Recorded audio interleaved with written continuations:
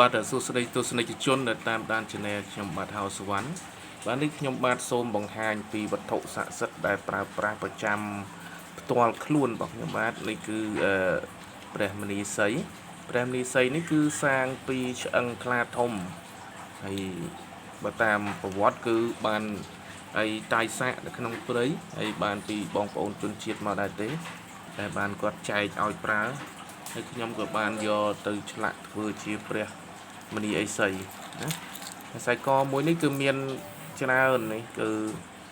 អីកដាញ់ខ្លាធំណាកដាញ់ខ្លាធំនេះជាប្រភេទកដាញ់ខ្លាញីនេះហើយយើងដឹងថាជាញីដោយសារកដាញ់វាមានសន្តានខុសគ្នាកដាញ់ខ្លាញីគឺវាមូលណាមូលអញ្ចឹងមូលរៀងអញ្ចឹងណាហើយច្រើនដុំអញ្ចឹងហើយប្រភេទខ្លាឈ្មោលនេះកដាញ់ខ្លាឈ្មោល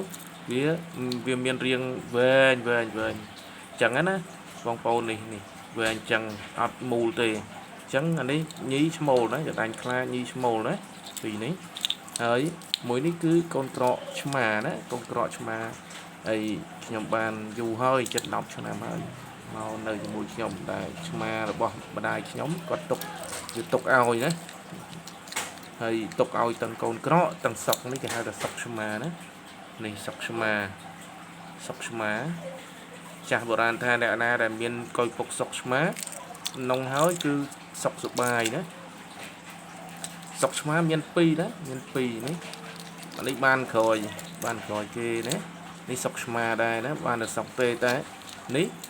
គឺសុកហើយនឹងកូនក្រកនេះគឺគូរបស់គ្នាណាគឺគូរបស់គ្នាបងប្អូនហើយវត្ថុនេះពិបាករកណាមានលុយក៏ទិញអត់បានដែរគឺមិនងាយទេណាហើយនេះគឺអបិយជំនឿទៅលើអីវត្ថុស័ក្តិសិទ្ធិប៉ុន្តែបងប្អូនខ្លះក៏មិនជឿខ្លះក៏ជឿអានឹងអាស្រ័យទៅតាមអីការជំនឿរៀងខ្លួនរបស់បុគ្គលណាអរគុណច្រើន